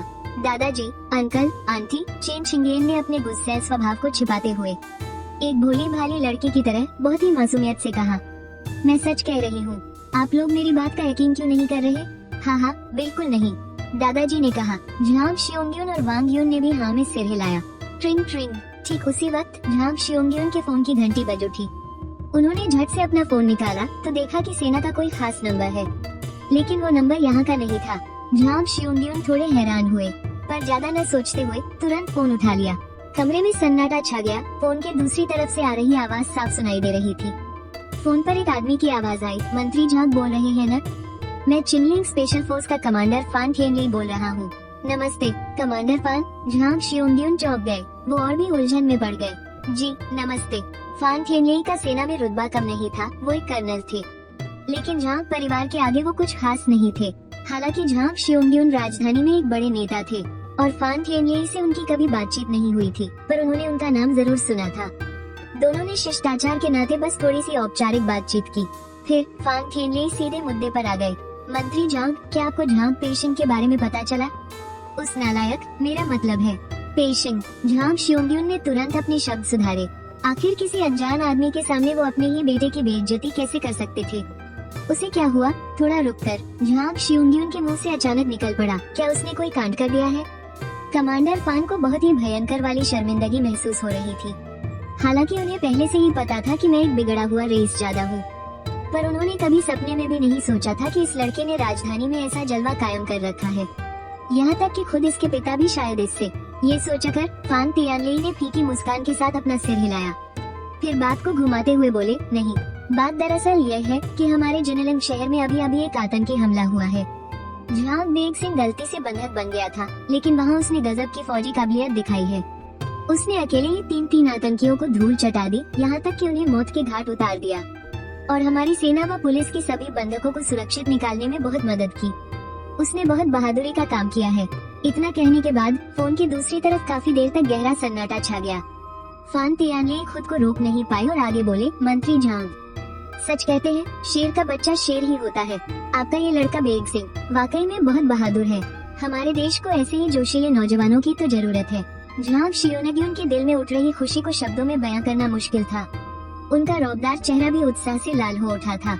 उन्हें यकीन ही नहीं हो रहा था कि इतने सालों तक आवारागर्दी करने वाले उनके बेटे में इतनी काबिलियत भी छुपी हो सकती है। सच में उसने तो आज अपने बाप का सीना चौड़ा कर दिया। आखिरकार झांग शियोनग्युन अपने ख्यालों से बाहर आए। वो जोर से हंसे और बोले, अरे आप तो उसकी बहुत ज्यादा ही तारीफ कर रहे हैं। इस लड़के को तो अभी भी बहुत सुधरने की जरूरत है, उसे तो अच्छी मार पड़नी चाहिए। हाँ, फान तियानले भी जोर से हंसे और बोले, चलिए मैं सीधी बात पर आता हूँ। हमारी सेना को झांग बेग सिंह का टैलेंट बहुत पसंद आया है। हम चाहते हैं कि उसे सीधे हमारी स्पेशल फोर्सेज में शामिल कर लिया जाए, ताकि हम उसे ट्रेनिंग दे सके और उसे एक बेहतरीन कमांडो बना सके। इसलिए मैं मंत्री झांग की राय लेने के लिए फोन किया था। लेकिन इससे पहले कि झांग शियोनग्युन कुछ बोल पाते, दादा झांग ने मेज पर जोर से हाथ मारा और जोश में खड़े होकर बोले, तो फिर यही तय रहा, बेग सिंह को फौज में भेज दो, वहाँ उसकी अच्छी तरह से रगड़ाई होगी।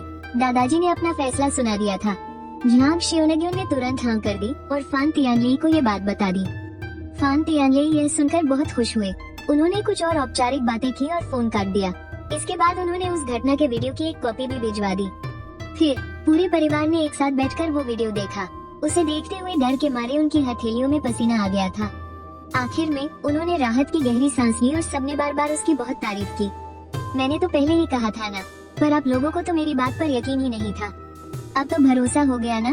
चिन की ज्ञान खिलखिलाकर हंसती रही। हाँ भाई, मान गए, बस अभी भी थोड़ा यकीन करना मुश्किल हो रहा है। इस छोकरे में इतनी हिम्मत भी है, ये तो पहले कभी नहीं लगा। झांग शियोनग्युन ने गहरी सांस लेते हुए जवाब दिया, फौज में जाना बहुत अच्छी बात है, खासकर स्पेशल फोर्सेज में। दादाजी बहुत खुश थे। उन्हें लग रहा था कि उनका ये पोता बिल्कुल उन्हीं पर गया है। वो भी जंग के मैदान के लिए ही बना है, लेकिन हमें उस पर कड़ी नजर रखनी होगी, ताकि वो फौज में कोई नई मुसीबत खड़ी ना कर दे। और इसी बीच दूसरी तरफ मैं गहरी नींद में सो रहा था। मुझे झांग परिवार में चल रही इन बातों की कोई खबर नहीं थी। लेकिन अगली सुबह सुबह मेरे फोन की घंटी बजी। वो झांग शियोनग्युन का फोन था। हेलो, हाँ पिताजी, आप इतनी सुबह सुबह क्यों उठ गए? थोड़ी देर और सो जाते ना। मेरी तो अभी नींद भी पूरी नहीं हुई है, मैंने आलस से शिकायत की। मेरी आंखें नींद से भारी थी। एक बार सेना में चले जाओ, फिर देखते हैं कि देर तक कैसे सोते हो। झांग शियोनग्युन ने सख्त आवाज में कहा। है, मैं थोड़ा चौंका। मेरी नींद धीरे धीरे खुली और थोड़ा सोचने पर मैं सारी बात समझ गया। मैंने मुस्कुराते हुए कहा, तो आपको सब पता चल गया है पापा? हाँ, झांग शियोनग्युन ने तारीफ करते हुए कहा, बहुत बढ़िया किया।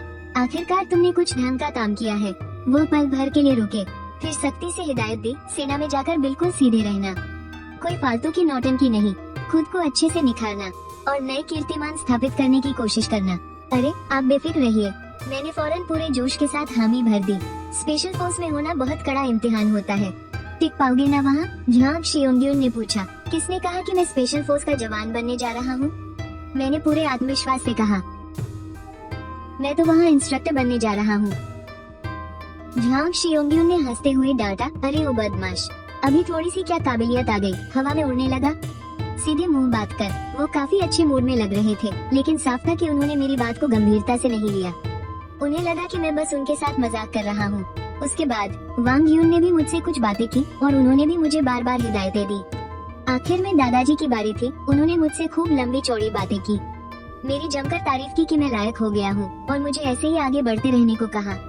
उन्होंने अपने जमाने की बहादुरी के भी खूब किस्से सुनाए और बोले कि बेटा, अगर तू स्पेशल फोर्स में नहीं जा पाया ना, तो फिर दादा को अपना चेहरा मत दिखाना। ये देखकर मैंने भी कुछ नहीं कहा, बस मन में सोचा चलिए आगे आगे देखते हैं होता है क्या मैं बस एक जवान बनकर रहूंगा? बिल्कुल नहीं, मुझे तो इंस्ट्रक्टर ही बनना है। मैं ऐसे अजय कमांडो तैयार करूंगा जिन्हें कोई हरा न सके, तब आएगा असली मजा।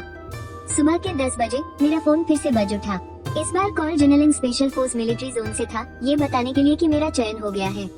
उन्होंने मुझे तैयारी के लिए 3 दिन का समय दिया और उसके बाद बेस पर रिपोर्ट करने को कहा।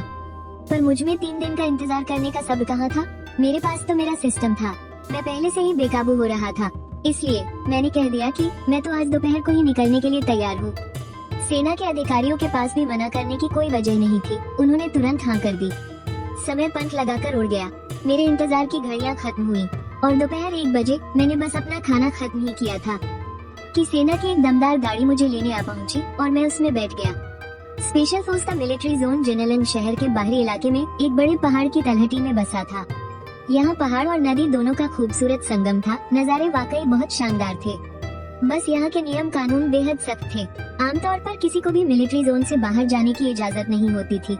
मैंने देखा कि मुख्य द्वार पर 2 जवान अपनी भरी हुई बंदूकों के साथ तैनात थे और गेट के अंदर जवानों की एक कतार सीना ताने खड़ी थी। उनके ठीक पीछे एक बिल्कुल सीधी सड़क जा रही थी, जो इतनी लंबी थी कि दूर दूर तक उसका कोई सिरा ही नजर नहीं आ रहा था। वो सड़क हरे भरे घने पेड़ों की छांव से घिरी हुई थी। उन झूमते पेड़ों के उस पार ऐसा लगा जैसे कोई बुलंद आवाज में नारे लगा रहा हो।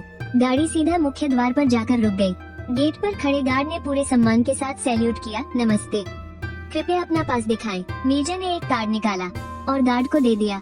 उसने उसे देखा और कार की तरफ एक और सैल्यूट मारकर हमारी गाड़ी को अंदर जाने दिया। हमारी आंखों के सामने धीरे धीरे एक बहुत बड़ा मैदान आ गया। ये मैदान इतना बड़ा था कि इसमें आराम से 4 या 5 फुटबॉल ग्राउंड समा जाए। वहाँ पहले से ही पसीने में लथपथ सैनिकों की एक टुकड़ी सुबह की चिलचिलाती धूप में नारे लगाते हुए दौड़ रही थी। मैदान के किनारे 2 लोग और खड़े थे, जो इस वक्त बिना पलक झपकाए ट्रेनिंग कर रही टुकड़ी को घूर रहे थे। उनमें से जो आगे खड़ा था, उसकी नजरें किसी चील जैसी तेज थी। वो एक बेहद रोबदार फौजी था। मेरी उससे पहले भी मुलाकात हो चुकी थी। वो और कोई नहीं, जियांगिंग मिलिट्री रीजन के स्पेशल फोर्सेस कमांडर फान तेनले थे। इस वक्त उनके पास एक और शख्स खड़ा था, जो फान तेनले से थोड़ा जवान लग रहा था। उम्र यही कोई 30 साल के आसपास। उसका पूरा शरीर एकदम कसा हुआ था। शरीर पर एक रत्ती भर भी फालतू चर्बी नहीं थी और रंग थोड़ा सांवला था। वो यान गांग था, थंडर कमांडो टीम का एक मेंबर। मेजर के साथ मैं गाड़ी से बाहर निकला। जैसे ही मेरे कदम जमीन पर पड़े, मुझे थोड़ी ही दूर से एक जानी पहचानी आवाज सुनाई दी, किसी भारी घंटे जैसी गूंजती हुई। वो फान तेनले की जोरदार हंसी थी। बीशिंग, तुम आ गए, बहुत बढ़िया, बहुत खूब। आओ, पहले मैं तुम्हें वो जगह दिखाता हूँ जहाँ तुम्हें अब से रहना है। उस आवाज के नजदीक आने के साथ ही फान तेनले और वो जवान आदमी तेजी से मेरी तरफ बढ़े और पलक झपकते ही मेरे पास आ गए। फान तेनले ने बहुत ही दोस्ताना अंदाज में उस मेजर का कंधा थपथपाया। तुम्हारी मेहनत के लिए शुक्रिया, अब जाकर अपनी ड्यूटी ज्वाइन करो। उस मेजर ने फान तेनले को सैल्यूट किया। उसकी आंखों में उनके लिए बहुत इज्जत थी। इसे देखकर साफ लग रहा था कि इस स्पेशल फोर्सेस बेस में फान तेनले का रुतबा बहुत ही ऊंचा है। दूसरी तरफ फान तेनले ने बड़ी बेताबी से मेरा हाथ पकड़ा। बेशिंग, इधर आओ, मैं तुम्हें स्पेशल बेस के आसपास का नजारा दिखाता हूँ। जाते हुए मेजर ने मुझे एक नजर देखा। जहाँ बेशिंग नाम का ये लड़का फौज में कदम रखते ही फान तेनले का इतना चहेता बन गया। आगे चलकर वुल्फ फैंग ब्रिगेड में इसका करियर पक्का आसमान की बुलंदियों को छुएगा। उधर बगल में खड़े यान गांग को लगा जैसे कुछ बहुत ही अजीब और खटकने वाली बात हो रही है। उसके शरीर की नसें और भी ज्यादा तन गई और उसके पतले होंठ कसकर एक लकीर जैसे बन गए। आसमान से टपका हुआ ये आदमी, जिसके बारे में सुना है कि ये राजधानी की किसी बड़ी पहुंच वाले खानदान से है, क्या ये वही कहानियों वाला किसी अमीर बाप का बिगड़ैल रईसजादा नहीं है, जो अपने खानदान के नाम का फायदा उठाकर फौज में बस अपना रुतबा चमकाने आया है? जहाँ तक इस बात का सवाल है कि मैंने अकेले ही 3 गुंडों को मार गिराया था, ये बात उसके कानों तक भी पहुँची थी। लेकिन एक असली फौजी की नजरों में क्या कोई आम आदमी ऐसा कर सकता है? ये तो किसी एलीट सोल्जर के ही बस की बात होती है। उसके दिमाग में ये ख्याल चल ही रहे थे कि उसने देखा फान तेनले मुझे बड़े प्यार से अपने साथ ले जा रहे हैं और मुझे बता रहे हैं कि इस कैंप की हर जगह का क्या काम है। ये हमारा मेस है और उधर वुल्फ फैन की पहली बटालियन है। ओह, ये जो नई बिल्डिंग बनी है कैसी लग रही है? अच्छी है ना? ये हमारी नई बनी ladies team fire Phoenix special forces का हॉस्टल है। ये बताते हुए फान तेनले का सीना गर्व से चौड़ा हो गया। उनके बगल में खड़ा होकर मैं भी उनके उस फक्र को महसूस कर सकता था। मैंने पहले ही यान गांग की उस नफरत और तीखेपन को भांप लिया था, लेकिन मैंने बस हल्की सी मुस्कान दी। मैंने उन बातों को दिल पर नहीं लिया, क्योंकि मैं समझ सकता था आखिरकार मेरी इमेज ही एक रईसजादे वाली थी ना। और जहाँ तक फायर फीनिक्स स्पेशल फोर्सेस की बात है, एक ऐसा इंसान होने के नाते जिसे दूसरा जन्म मिला है। जाहिर है कि मैं उन्हें अच्छे से जानता था और अंदर ही अंदर मैं बहुत खुश भी था। क्या सच में मैं फायर फीनिक्स का इंस्ट्रक्टर बनने वाला हूँ? वाह, ये तो बहुत बढ़िया काम है। फैन तियानले ने मेरी तरफ मुड़कर कहा, फायर फीनिक्स की महिला सैनिकों की ट्रेनिंग कल से ही शुरू होगी। तुम्हें भी कोई जल्दी नहीं है। इन 3 दिनों में तुम इस मिलिट्री कैंप को अच्छे से समझ लो, थोड़ा घूम फिर कर खुद ही देख लो। 3 दिन बाद फिर मुझे बताना कि तुम क्या सोचते हो। देखते हैं कि तुम किस टीम में जाना चाहते हो। माना कि तुम्हारे पास हथियारों को लेकर एक कमाल का टैलेंट है जो बहुत कम देखने को मिलता है, लेकिन एक नए सिपाही के तौर पर शुरुआत करना हर नौजवान के लिए जरूरी होता है। लेकिन फैन तियानले को ये नहीं पता था कि जब से मैंने पहली बार फायर फीनिक्स का कैंप देखा था, मेरे मन में एक प्लान बन चुका था। मैंने मुस्कुराते हुए उसकी बात मान ली और जब यान गांग मुझे हॉस्टल की तरफ ले जा रहा था, मेरा शुरुआती प्लान तैयार हो चुका था। वहीं दूसरी तरफ यान गांग के चेहरे पर खींच साफ नजर आ रही थी। ये बस अपने परिवार की ऊंची पहुंच का फायदा उठा रहा है और चला है स्पेशल फोर्स का जवान बनने। मुझे तो लगता है कि 2 दिन की ट्रेनिंग में ही ये अपना बोरिया बिस्तर बांध कर भाग जाएगा। नहीं, ऐसा नहीं चलेगा। इस लड़के को थोड़ा सबक सिखाना पड़ेगा, वरना कुछ ही दिनों में ये सिर पर चढ़ने लगेगा। यही सोचकर यान गांग ने मुझे मेरी औकात दिखाने का फैसला किया। फिर क्या था, उसने अपना काम शुरू कर दिया। एक मोड़ से गुजरने से ठीक पहले यान गांग ने अनजाने का नाटक करते हुए अपना पैर आगे अड़ा दिया। उसके ठीक पीछे चलते हुए मेरे पास बचने का कोई समय नहीं होना चाहिए था। मेरा पैर फंसकर गिरना और सीधे जमीन पर मुंह के बल गिरना लगभग पक्का था, लेकिन यान गांग ने मेरी नजर और मेरे रिएक्शन की स्पीड को बहुत कम आंक लिया था। आखिर मैंने शारीरिक विकास की वो खास दवा जो पी थी, जिससे मेरा शरीर एक कमांडो के लेवल तक पहुंच चुका था और ऊपर से मुझे विंग चुन मार्शल आर्ट भी आता है, तो क्या मेरी फुर्ती में कोई कमी हो सकती है? इसलिए जैसे ही यान गांग ने मुझे गिराने की कोशिश की, उसके अगले ही पल मैंने तेजी से अपना शरीर घुमाया और उसके बढ़ाए हुए पैर के दूसरी तरफ से घूमकर सीधा उसके बगल में आ खड़ा हुआ। और फिर मैंने हल्के से यान गांग की कमर पर एक धक्का दे दिया। मेरे इस धक्के में मेरी ताकत का 20% हिस्सा भी नहीं लगा था। धड़ाम से एक आवाज हुई। यान गांग अपना बैलेंस बिगड़ने की वजह से सीधे जमीन पर जा गिरा। जब से उसका प्रमोशन सार्जेंट के पद पर हुआ था, उसके साथ ऐसी शर्मनाक घटना कभी नहीं घटी थी। यान गांग हड़बड़ाहट में जमीन से उठकर बैठा और बड़ी हैरानी से अपने ही पैरों को देखने लगा, क्योंकि अभी अभी मेरी हरकत इतनी तेज थी कि उसे कुछ समझ ही नहीं आया कि आखिर वो इस तरह कैसे गिर गया। क्या ऐसा हो सकता है? क्या मेरी अपनी ट्रेनिंग में ही कोई कमी रह गई है? यान गांग बड़बड़ाता हुआ जैसे ही सिर उठाता है तो देखता है कि मेरे चेहरे पर एक हल्की सी और अजीब सी मुस्कान थी। मैं पहले से ही उसके सामने खड़ा था, खांसते हुए अहम अहम। यान गांग शर्म से पानी पानी हो गया। वाह, ये बहुत बढ़िया हुआ। चला था इस नए रंगरूट को सबक सिखाने और खुद ही अपना मजाक बनवा बैठा। अरे यान गांग, मेरे स्वागत में साष्टांग प्रणाम करने की क्या जरूरत थी? सफर से मैं वैसे ही बहुत थका हुआ हूँ और मुझे इंतजार है कि आप मुझे मेरे कमरे तक ले जाएंगे। मैंने ऐसी बात कही, पर मेरे चेहरे पर किसी तरह के कोई भाव नहीं थे। मैं बिल्कुल शांत खड़ा था। बेचारे के साथ तो वही बात हो गई, लेने के देने पड़ गए।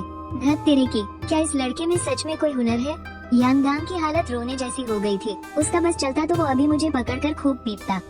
आखिरकार उसे मुंह लटकाए वहाँ से जाना पड़ा। और उस पल मैंने इस बात को बिल्कुल भी दिल पर नहीं लिया। मुझे साफ दिख रहा था कि यान गांग कोई बुरा इंसान नहीं है और न ही उसके दिल में मेरे लिए कोई नफरत है। बस वो मुझे देखकर थोड़ा चिढ़ रहा था और कुछ नहीं। वहीं दूसरी तरफ पूरी दोपहर जानकारी इकट्ठा करने के बाद मेरे दिमाग में एक पक्का और बढ़िया प्लान बन चुका था। इस प्लान के जरिए मुझे लगता है कि इंस्ट्रक्टर बनने के मेरे चांस 70 से 80% है। अगले दिन सुबह सुबह आसमान में अभी ठीक से उजाला भी नहीं हुआ था कि मैं फुर्ती से अपने बिस्तर से उठ खड़ा हुआ। फिर मैंने अपनी ड्रेस पहनी और फायर फीनिक्स के उस कैंप की तरफ चल पड़ा जिसे मैंने कल देखा था। बिल्कुल जैसा मैंने सोचा था, फायर फीनिक्स की वो 8 महिला सैनिक अब सुबह की उस हल्की रोशनी में छोटे से मैदान में दौड़ लगा रही थी। उसी रोशनी में मेरी नजर फायर फीनिक्स की लीडर पर पड़ी। उसका कद लंबा था और उसका फिगर एकदम अट्रैक्टिव था। उसका अंडाकार चेहरा ठोड़ी के पास आकर थोड़ा नुकीला सा था और उसके खूबसूरत चेहरे पर एक गजब का रोब था। उसकी बड़ी और चमकदार आंखें जैसे कुछ कह रही थी। एकदम सही। कल दोपहर जो जानकारी मैंने जुटाई थी उससे मुझे पूरा यकीन था कि यही फायर फीनिक्स की सबसे खूबसूरत लड़की ये चुनशिन है। वो छिंगरवा यूनिवर्सिटी की टॉपर भी है और इलेक्ट्रॉनिक इंफॉर्मेशन टेक्नोलॉजी की मास्टर है। ये चुनशिन के पीछे उम्र में थोड़ी बड़ी लेकिन छोटे बालों वाली एक बेहद स्मार्ट महिला सैनिक थी जिसकी आंखों में हमेशा एक प्यारी सी मुस्कान झलकती थी। लेकिन मुझे अच्छे से पता था कि उसकी इस प्यारी सी मुस्कान के पीछे कराटे की 7th डिग्री ब्लैक बेल्ट का जलवा छिपा है। वो अमेरिका से साइकोलॉजी में मास्टर डिग्री करने वाली आर्मी मेजर थान शाओलिन है। हालांकि इस बार मेरे यहाँ आने का मकसद सिर्फ इन लड़कियों को ताड़ना नहीं था। मैंने अपनी नजरें सामने घुमाई। उस छोटे मैदान के किनारे पर 30-32 साल का एक आदमी खड़ा था जिसके माथे पर सिलवटें थी। वो एक हट्टा कट्टा मेल इंस्ट्रक्टर था। अपना टारगेट सेट करने के बाद मेरे होठों पर एक हल्की सी मुस्कान तैर गई और मैं उसके पास जाने लगा। अब वक्त आ गया था कि मैं खुद को इंस्ट्रक्टर बनाने वाले प्लान पर काम शुरू करूं। उस इंस्ट्रक्टर ने भी साफ देख लिया था कि कोई उसकी तरफ बढ़ रहा है। उसने सिर घुमाकर मुझे देखा और उसके चेहरे पर साफ चिढ़ नजर आ रही थी। सुनिए, आप वापस चले जाइए। अभी फायर फीनिक्स टीम की स्पेशल ट्रेनिंग चल रही है। अगर आपको कोई काम है तो प्लीज बाद में आकर मुझसे मिलें। ले जान को समझ आ गया था कि ये लड़का उसी से मिलने आया है। वो मन ही मन सोचने लगा कि इस बेगैर रईसजादे को मुझसे आखिर क्या काम हो सकता है। पक्का इसने शुरू से ही मेरी महिला सैनिकों पर बुरी नजर गड़ा रखी होगी, इसीलिए पहले ही इसे वार्निंग देना बहुत जरूरी था, वरना कहीं सच में ये साला मीठी मीठी बातों में फंसाकर मेरी लड़कियों को उड़ाना ले जाए। फिर मैं किससे जाकर रोता। इस बीच फायर फीनिक्स की लड़कियों का ध्यान भी मेरी तरफ चला गया था। मुझे देखकर उनकी आंखें जैसे चमक सी उठी। खैर, मुझे ये तो मानना ही पड़ेगा कि मैं दिखने में काफी अट्रैक्टिव हूँ। ये चुनशिन ने अचानक तिरछी निगाहों से मुझे अपने पास आते हुए देखा और वो मन ही मन सोचने लगी, ये कौन है? इसने तो मिलिट्री यूनिफॉर्म भी नहीं पहनी है। ये चुनशिन को अचानक कुछ याद आया और वो हैरानी से बोल पड़ी, अरे नहीं, इस मिलिट्री कैंप में हाल ही में जो इकलौता नया लड़का आया है वो तो मशहूर जनरल झांग का बेटा है। बीजिंग का वो जाना माना बिगड़ैल रईसजादा। किसने सोचा था कि वो इतनी सुबह सुबह यहाँ आ टपकेगा। मैंने कुछ ही समय पहले पलक झपकते ही 3 गुंडों को धूल चटा दी थी, जिसकी वजह से फान थिएनली ने मुझे स्पेशल एंट्री दी थी। ये बात तो यहाँ हर कोई जानता था, लेकिन आमतौर पर मेरा रिकॉर्ड काफी खराब था। जब ये चुनशिन बीजिंग में पढ़ाई कर रही थी तब उसने मेरे बुरे कारनामों के चर्चे खूब सुने थे, जैसे लोगों से लड़ाई झगड़ा करना, शराब पीकर अरेस्ट हो जाना। ऐसे इतने किस्से थे जिन्हें उंगलियों पर भी नहीं गिना जा सकता। ये चुनशिन ने मुंह बनाते हुए सोचा और उसका शक और भी पक्का हो गया। इस बेवकूफ का 3 गुंडों को पीटने वाला वो महान किस्सा पक्का सिर्फ फालतू की बढ़ा चढ़ाकर बताई गई बातें हैं। फायर फीनिक्स की बाकी लड़कियां भी शायद ये चुनशिन जैसा ही सोच रही थी। बस उनके ग्रुप से कुछ तिरस्कार भरी हम्फ की आवाजें सुनाई दी। ले जान की त्योरियां और चढ़ गई। फायर फीनिक्स बहुत मुश्किल से तो बनी थी, इसमें कितनी मुश्किलें आई हैं ये कोई आम इंसान कैसे समझ सकता है। लेकिन इस लड़के के आते ही सारा डिसिप्लिन तुरंत टूट गया। उसने अपना चेहरा छोटे ग्राउंड की तरफ मोड़ा और जोर से लड़कियों से कहा, कोई ढिलाई नहीं, जो नियम तोड़ेगा उसे 50 पुशअप्स लगाने होंगे। फिर वो वापस पलटा और सीधे मुझे घूरने लगा, जो अब उससे सिर्फ 10 मीटर की दूरी पर था। माफ करना, ये आर्मी कैंप है, कोई तुम्हारे मौज मस्ती की जगह नहीं। पीछे हटो और मेरी ट्रेनिंग के बीच में मत आओ। मैंने ऐसे अनसुना कर दिया जैसे कुछ सुना ही न हो और ले जान की तरफ कदम बढ़ाने लगा। पता नहीं क्यों ले जान को हल्का सा दबाव महसूस हुआ। हालांकि वो डरने वालों में से नहीं था, लेकिन ये दबाव मुझ जैसे लड़के से आना अजीब था। मैंने कहा, ले सर, टेंशन मत लीजिए, मैं आपकी ट्रेनिंग में कोई दखल नहीं दूंगा। मैं तो बस ऐसे ही देखने आ गया था। हाँ, मैंने बड़े ही कैजुअल अंदाज में कहा। ले जान ने अपने शक को दबाते हुए सिर हिलाया और बोला, पीछे हट जाओ वरना मुझे जबरदस्ती करनी पड़ेगी, फिर बाद में पछताना मत। उधर ये चुनशिन और बाकी लड़कियां मजे लेते हुए देख रही थी। वो देखना चाहती थी कि मैं चुपचाप चला जाऊंगा या फिर मेरी अच्छी क्लास लगेगी। लेकिन फायर फीनिक्स की किसी भी लड़की ने ये सपने में भी नहीं सोचा था कि मैं अचानक हंसने लगूंगा।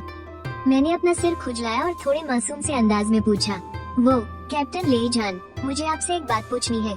मैं थोड़ा रुका, मैंने हल्का सा खांसा और बोला, देखिए, क्या मैं फायर फीनिक्स का इंस्ट्रक्टर बन सकता हूँ? ये तो हद हो गई, ये लड़का तो पागल हो गया है। ले जान के दिमाग में सबसे पहला ख्याल यही आया। वो हैरानी से मुंह खोले बस सिर फिरे लड़के को देखता रह गया, जिसे अपनी जान की कोई परवाह नहीं थी। लेकिन ले जान आखिर ले जान था। वो गुस्सा होने के बजाय हंसने लगा। तुम तुम फायर फिनिक्स के इंस्ट्रक्टर बनना चाहते हो? उसी वक्त दूसरी यूनिट के कुछ लोगों को पहले ही लग गया था कि यहाँ पंगा होने वाला है, तो वो फान तियांगले को बुला लाए थे। थोड़ी ही देर में फान तियांगले अपने चीफ ऑफ स्टाफ के साथ भागते हुए वहाँ आ पहुँचे। फायर फिनिक्स के कैंप पहुँचते ही उन्होंने आवाज दी, झांग बेशिंग। फान तियांगले मुझे देखकर समझ नहीं पा रहे थे कि मेरी तारीफ करें या मेरी इस बेवकूफी पर सिर पीट लें। मुझे नहीं पता था कि तुम्हारे अंदर इतना जोश और इतने बड़े बड़े सपने हैं। फान तियांगले गुस्सा नहीं थे, बस उन्होंने थोड़ी गंभीरता से कहा, लेकिन फायर फिनिक्स का इंस्ट्रक्टर बनने के लिए तुम्हें बेस्ट से भी बेस्ट फौजी होना चाहिए। ये कोई बच्चों का खेल नहीं है, और ये बेस्ट फौजी का टैग ऐसे ही खैरात में नहीं मिलता, सालों तक खून पसीना बहाना पड़ता है। वैसे भी मैंने तुमसे कहा था ना कि आज तुम्हें पूरा मिलिट्री बेस अच्छी तरह घुमाऊंगा। तुम खुद से ही इंस्ट्रक्टर बनने के सपने कैसे देखने लगे? मैं उनकी बात सुनकर हंसने लगा। मैं सोच रहा था, क्या ऐसा हो सकता है? क्यों ना मेरा और ले झान सर का एक मुकाबला हो जाए। अगर मैं जीत गया तो मुझे कुछ दिनों के लिए इंस्ट्रक्टर बनने का मौका दे दिया जाए। इसमें तो कोई दिक्कत नहीं होनी चाहिए, है ना? मैंने अपनी बात जारी रखी। आखिरकार स्पेशल फोर्सेस में तो ताकतवर की ही चलती है ना। यहाँ सबके अंदर कभी हार न मानने वाला खून दौड़ता है। तो मेरी ये डिमांड कोई ज्यादा बड़ी तो नहीं है। अगर मेरी पर्सनैलिटी की बात करें, जाहिर है मैं इतना भी बेवकूफ नहीं था। मैं तो बस इस वक्त एक जिद्दी और मनमौजी रईसजादे की एक्टिंग कर रहा था। इससे लोग बस मुझे कमजोर समझेंगे, क्योंकि मैंने अपनी योजना पर काम करना शुरू कर दिया है। ट्रेनर बनना इतना आसान नहीं है, और मेरे इतना कहते ही फायर फिनिक्स की टांग श्याओ श्याओ अपनी हंसी नहीं रोक पाई। ये मामूली सा सिपाही जिसने एक दिन की भी ट्रेनिंग नहीं ली और इतनी बड़ी बड़ी बातें कर रहा है। भले ही मुझे सोल्जर किंग को चुनौती देने के लिए अपनी मर्जी का कोई भी फील्ड चुनने की आजादी मिल जाए, सबको यही लग रहा था कि मेरी करारी हार पक्की है। फान तियांगले का दिमाग तो और भी चकरा गया था। आखिर ये सब चल क्या रहा है? सेना के नियमों के मुताबिक अगर मैंने सोल्जर किंग ले झान को हरा भी दिया तो भी मुझे फायर फिनिक्स की कमान मिलने की कोई गुंजाइश नहीं थी। लेकिन मैं पहले ही पक्का इरादा कर चुका था। मैंने सिर उठाया और बाजी बढ़ाते हुए कहा, क्या हुआ कैप्टन ले झान, क्या आप मेरी चुनौती कबूल करने से डर गए? ले झान को गुस्सा नहीं आया, बल्कि वो हंस पड़े। उन्होंने मेरे चारों ओर चक्कर लगाया, मुझे ऊपर से नीचे तक कई बार घूरा और फिर मुस्कुराते हुए बोले, तुम फायर फिनिक्स के ट्रेनर बनना चाहते हो? हाँ, मैंने पूरे भरोसे के साथ कहा। ठीक है, ये थोड़ा दिलचस्प है। तुम्हारा मकसद चाहे जो भी हो, मुझे तुम्हारी हिम्मत दाद देने लायक लगी। नौजवानों में जोश होना कोई बुरी बात नहीं है, लेकिन मुझे उम्मीद है कि तुम्हारे पास उसके लायक काबिलियत भी होगी। ले झान ने संजीदगी से कहा। इस वक्त वो मन ही मन मेरी तारीफ कर रहे थे। सच है, नया खून खतरों से नहीं डरता। इतना कहकर वो फान तियांगले की तरफ पलटे। कमांडर, मुझे चुनौती कबूल है। इस नौजवान में इतना जोश है, तो भला मैं इसे एक मौका कैसे न दूं? अगर मैं हार गया तो ट्रेनर का ये पद कुछ दिनों के लिए ये लड़का ही संभालेगा। फान तियांगले ने आह भरते हुए सिर हिलाया। क्या बचपना है ये? लेकिन दूसरी तरफ खड़े चीफ ऑफ स्टाफ ने मुस्कुराते हुए कहा, कमांडर, अभी मीटिंग में आपने ये तो कहा था कि नौजवानों में जज्बा होना चाहिए और सेना को भी नए खून की जरूरत है। बेइशिंग की काबिलियत तो हम सबने देखी ही है, क्यों ना उसे आजमाने दिया जाए? वैसे भी ऊपर से मिले आदेश के मुताबिक फायर फिनिक्स की टीम बनाने और ट्रेनिंग की कोई खास जल्दबाजी नहीं है। ये सुनते ही फायर फिनिक्स की लड़कियों के बीच खलबली मच गई। क्या सच में इन्होंने हाँ कह दी? हालांकि सबसे तजुर्बेकार और साइकोलॉजिकल वॉफिया की उस्ताद तान श्याओलिंग मुस्कुराने लगी। अफसर सच में मामलों को संभालना जानते हैं। बिना ट्रेनिंग वाला एक नया सिपाही भला सोल्जर किंग के सरताज को कैसे हरा सकता है? वो बस मुझे इज्जत बचाने का रास्ता दे रहे हैं, ताकि ना तो मेरे दादाजी के सम्मान को ठेस पहुंचे और मेरा गुरूर भी टूट जाए। ये भी एक बहुत अच्छी बात थी। ले झान ने कहना शुरू किया, चुनौती के टास्क तुम खुद चुनो। कुल 2 टास्क होंगे। अगर तुमने दोनों जीत लिए तो तुम ट्रेनर बन जाओगे। पास खड़े फान तियांगले को अब इस सब में बड़ा मजा आने लगा था। ठीक है, तो चलो देखते हैं कि बेइशिंग किस चीज में चुनौती देना चाहता है। उन्होंने मेरी तरफ मुड़कर देखा।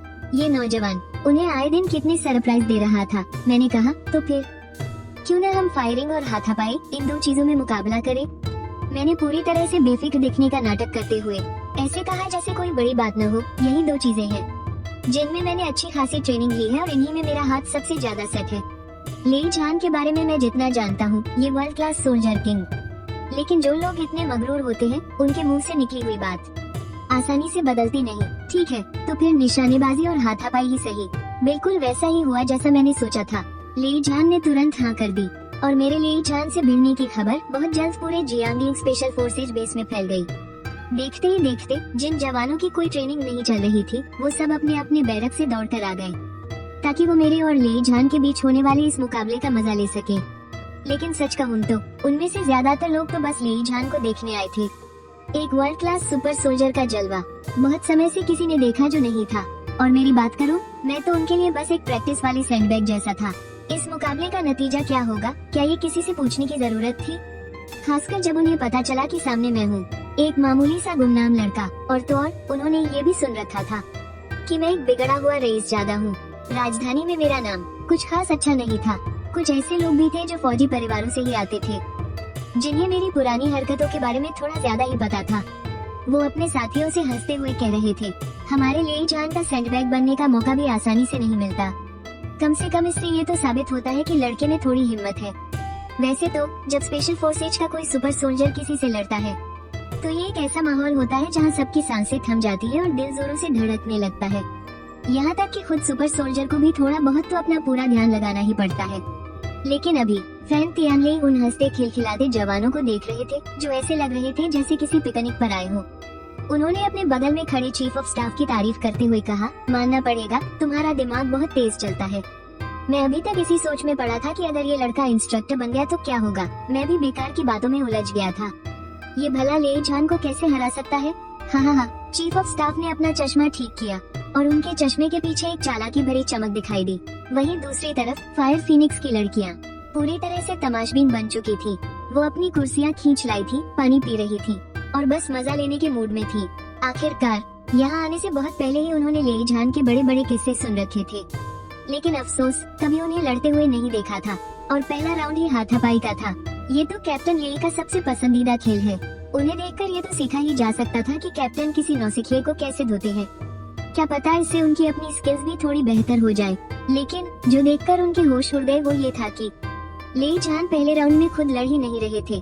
ओह, तुम अपनी जगह किसी और को लड़वाना चाहते हो? फैन तियानले ने अपनी भुहें से कुड़ी। लेई झान ने हंसते हुए कहा, आखिरकार मैं जियाओ झांग से कई साल पहले सेना में आया हूँ। अगर मुझे एक जूनियर को सबक सिखाना भी है तो खुद मैदान में उतरना कुछ ज्यादा ही नाइंसाफी होगी। और वैसे भी जियाओ झांग ने एक दिन भी ट्रेनिंग नहीं ली है। अगर उसे चोट लग गई तो हम उनके दादाजी को क्या मुंह दिखाएंगे? फैन तियानले को ओल्ड जनरल झांग की याद आई और वो भी इस बात से सहमत होकर सिर हिलाने लगे। चीफ की मंजूरी मिलने के बाद लेई झान ने पास ही खड़ी भीड़ की तरफ कैजुअल अंदाज में हाथ हिलाते हुए पुकारा, किंगफेग इधर आना जरा। मैं तमाशा देख रहे जवानों के बीच से एक लंबा चौड़ा और गठीले बदन वाला जवान बाहर निकल कर आया। उसकी शक्ल देखकर साफ लग रहा था कि वो तो बस मजे लेने आया था और उसे समझ नहीं आ रहा था कि उसे अखाड़े में क्यों खींच लिया गया। कैप्टन, अगर मैं भी लड़ा तब भी ये लड़का मेरे सामने टिक नहीं पाएगा। बात तो सही थी। जैसे ही न्यू किंगफेग सामने आया, कुछ लोगों ने मुझे बड़ी तरस भरी नजरों से देखा। हालांकि न्यू किंगफेग की fighting skills thunder commando team में सबसे बेस्ट नहीं थी, लेकिन सिर्फ उसका वो गठीला बदन ही किसी को भी हैरान करने के लिए काफी था। और इस बात का तो जिक्र ही क्या करे कि उसका कोड नेम दा नियू है। उसके पोपो में किसी सांड जैसी कभी ना खत्म होने वाली ताकत भरी थी। किसी का भी ध्यान एक तरफ खड़े मुझ पर नहीं गया। जब लेई झान ने दा नियू को लड़ने के लिए बुलाया तो मेरे होठों पर एक हल्की सी मुस्कान तैर गई। मेरी योजना कामयाब हो गई थी। मुझे शुरू से ही पता था कि मैं आमने सामने की लड़ाई में लेई झान का मुकाबला नहीं कर सकता। आखिरकार मुझे ये सिस्टम हासिल किए हुए अभी कुछ ही दिन तो हुए थे। अभी तक मैं सोल्जर किंग की स्तर तक नहीं पहुंच पाया था, लेकिन मुझे ये भी पता था कि क्या लेई झान को खुद अखाड़े में उतरकर किसी कमजोर को पीटने में शर्म नहीं आएगी। और अब हम दोनों अखाड़े के बीचों बीच डटकर खड़े थे और ये मुकाबला आधिकारिक तौर पर शुरू हो चुका था। पर तभी मैं अचानक जोर से हंस पड़ा। मैंने मैच देख रही फायर फीनिक्स टीम की लड़कियों की तरफ मुड़कर देखा। तुम्हारे होने वाले इंस्ट्रक्टर के तौर पर मैं आज तुम्हें तुम्हारा पहला सबक सिखाने जा रहा हूँ। और ये पहला सबक तुम्हें विंग चुन की कुछ प्राचीन मार्शल आर्ट्स तकनीकें सिखाने के बारे में है। ध्यान से देखना। ये सुनते ही पूरे मैदान में खलबली मच गई। अरे भाई, इतनी भी हवाबाजी मत करो। सबको पता था कि दा नियू माय थाई और चीनी मार्शल आर्ट्स का उस्ताद है और वो विंग चुन के बारे में भी काफी कुछ जानता है। ऐसे में उसी के सामने तुम खुद को एक उस्ताद बता रहे हो। फायर फीनिक्स की महिला सैनिक तो अपनी हंसी ही नहीं रोक पाई। अगर शेखी बघारनी ही है तो अपनी औकात तो पता होनी चाहिए ना। इस तरह से अपने ही मुंह मियां मिट्ठू बनना, क्या ये जानबूझकर मौत को दावत देना नहीं है? बूम! दा नियू ने भला आज तक ऐसी बेइज्जती कहाँ बर्दाश्त की थी। उसने एक सीधा मुक्का ताना और सीधा मेरे चेहरे की तरफ दे मारा। मैदान के बाहर खड़े सभी लोगों की तो सांसें ही अटक गयी। दा नियू के मुक्के हमेशा से अपनी बेतहाशा ताकत और अपनी फुर्ती और बेरहमी के लिए मशहूर थे। पहला ही मुक्का इतना जोरदार क्या ये थोड़ा ज्यादा ही जुल्म नहीं हो गया? कुछ लोगों ने तो मायूसी से सिर हिलाते हुए अपनी आंखें ही फेर ली। इस जियांगलिंग स्पेशल ऑपरेशंस मिलिट्री डिस्ट्रिक्ट में छोड़ो कि तुम कौन सी प्राचीन मार्शल आर्ट्स तकनीक का इस्तेमाल करते हो। अगर तुम विंग चुन के उस्ताद भी होते तब भी गिने चुने लोग ही दानियों के इस मौके को झेल पाते।